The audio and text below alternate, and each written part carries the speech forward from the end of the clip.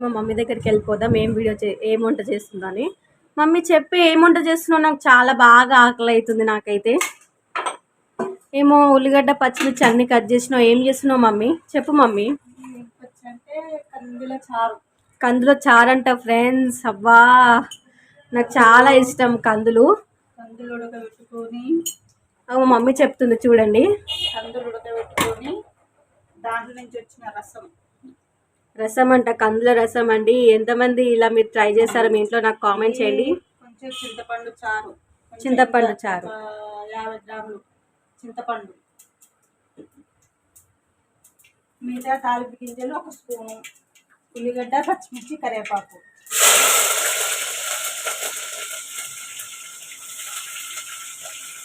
చాలా బాగుంటుంది. చాలా పాతకాలంలో చేసుకునే వాళ్ళంట.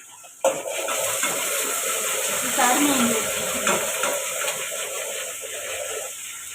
పాతకాలంలో ఇది చేసుకొని తినేవాళ్ళంట ఎక్కువ శాతం. అయితే నాకు మా అమ్మ చెప్తే మేము చేసుకుంటున్నాం. మాకు తెలియదు కదా ఉడికి. ఏంటి మమ్మీ ఏదో చేస్తున్నావు? దీంట్లో అల్లం ఎల్లిగడ్డ పేస్ట్ అంట అండి, దంచి పెట్టుకుంది. ఇప్పుడే ఉంది కానీ మళ్ళీ కొత్త మంచిగా ఫ్రెష్గా చాల్లోకి ఫ్రెష్గా అని చెప్పేసి మళ్ళీ దంచిందంట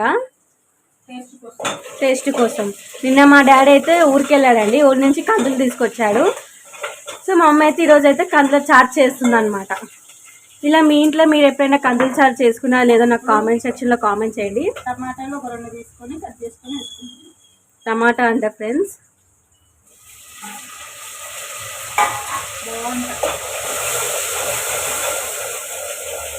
చూద్దాం ఒకసారి వెళ్ళి అంతా.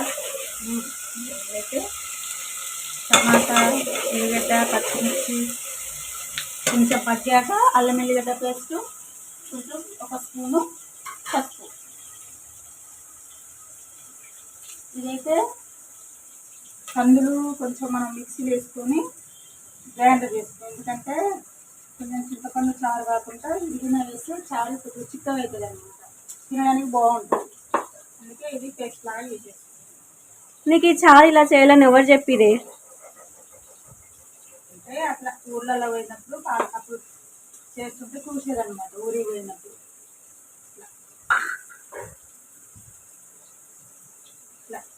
పేస్ట్ అయితే కందులు మిక్సీ పట్టిన పేస్ట్ అండి. అంటే చారు చిక్కగా రానికి చేసిందంట అలా.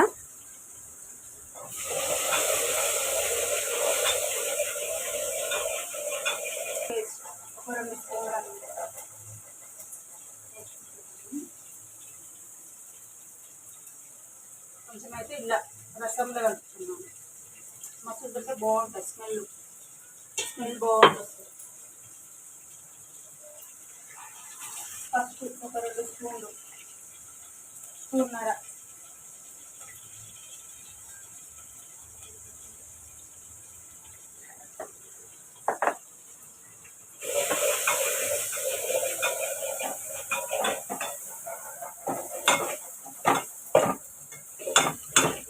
చాలా బాగుంటుంది, తింటే టేస్ట్ బాగుంటుంది. 2 స్పూన్లు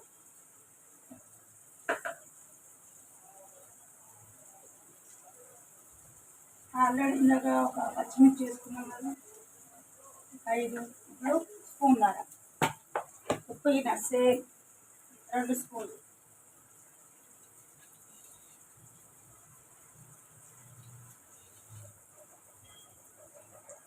కలుపుకుంటున్నాం. దీంట్లో మనం కందులు ఉడకబెట్టుకున్న దాంట్లో రసం వెళ్ళింది కదా, దాంట్లో ఇది కలుపుకుంటుంది చింతపండు రుచి. తర్వాత కింద మీకు పేస్ట్ చూపించాము కదా, కందులది పేస్ట్, అది ఇందులో వేసుకొని ఇలా మంచిగా కలిపేసుకొని చిక్కదనం కోసం టేస్ట్, చిక్కదనం పలసగా కాకుండా పేస్ట్ ఇలా వేసుకొని కలుపుకుంటే బాగుంటుంది. ఇలా అయితే తీసుకొని పోసుకుంటాం.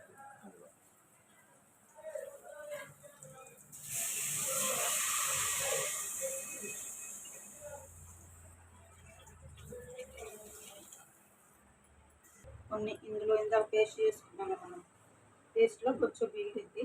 ఇలా తీసుకొని మంచిగా కొంచెం వేసుకొని అందులో పోసుకుంటే బాగుంటుంది. దీని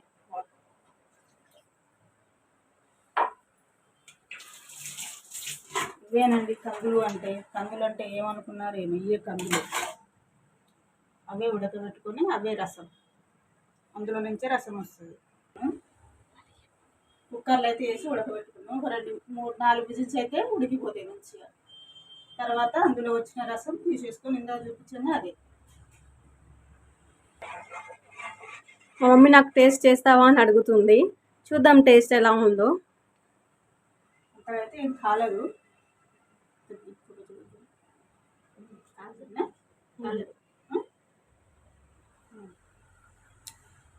అబ్బా టేస్ట్ అయితే సూపర్ మమ్మీ.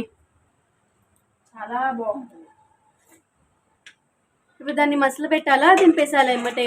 కొద్దిగా మసిలితే మనం చింతపండు పిసికి పోసుకున్నాం కదా, అది అన్నది కొద్దిగా మరుగుతా ఉంటే టేస్ట్ వస్తుంటుంది అనమాట. ఇప్పుడు దాన్ని మరగబెట్టాలన్నమాట చాలా కొద్దిసేపటి వరకు. సరే మరగబెట్టు. కొంచెం వేసుకుంటున్నాం, కొంచెం చిటికడు. చారు అయితే ఇలా మంచిగా చిక్కగా చూడడానికి కలర్ఫుల్గా టేస్ట్గా. పాత వంటకాలు వెనకట్లా ఇట్లా చేసుకుర్రట. అందుకనే నేనే ఇంటి దగ్గర నేనే చేసుకుంటున్నాను. మా బాబుకైనా మా పాపకైనా ఈ చారు అంటే చాలా ఇష్టం. అందుకే వాళ్ళ కోసమే చేస్తున్నాం అనమాట. అయితే పెట్టేస్తున్నాం, కొంచెం మరగాలి. హాయ్ అండి, బ్రేక్ తీసుకున్నాం. మమ్మీ చారు రెడీ అయిందా అని? రెడీ. చూపిస్తావా మాకు ఒకసారి? చారు అయితే మసులుతుంది. స్మెల్ అయితే చాలా బాగా వస్తుందండి. స్మెల్కే నోరు ఊరిపోతున్నాయి. చారు అయితే మసిలింది. స్టవ్ అయితే ఆఫ్ చేస్తున్నాం. ఆ పక్కనైతే అన్నం అవుతుందండి. పాపకైతే రైస్ చారు వేసి ఇస్తున్నాను. ఎలా ఉందో టేస్ట్ చూసి చెప్పాలి. సరే మమ్మీ చెప్తా. ఎంత బాగా కనబడుతుంది చూడండి, కలర్ఫుల్గా చాలా బాగుంటుంది. అసలు చారు అంటే చాలా వరకు చేయడం తక్కువ, పాత వంటకాలు చూపిస్తాము ఎలా ఉందో. వేడి వేడి అన్నంలో అలా చారు పోసుకొని తింటుంటే అయితే చాలా బాగుందండి. టేస్ట్ అయితే అదిరిపోయింది అసలు. మీరు మీ ఇంట్లో కందుల చారు ఎప్పుడైనా ఎలా చేశారా లేదో కామెంట్ చేయండి. చేసుంటే మాత్రం ఎలా చేశారని కూడా కామెంట్ చేయండి. మన వీడియోని అయితే ఒక లైక్, షేర్ అండ్ బెల్ ఐకాన్ని ప్రెస్ చేయడం మాత్రం మర్చిపోకండి. బాయ్.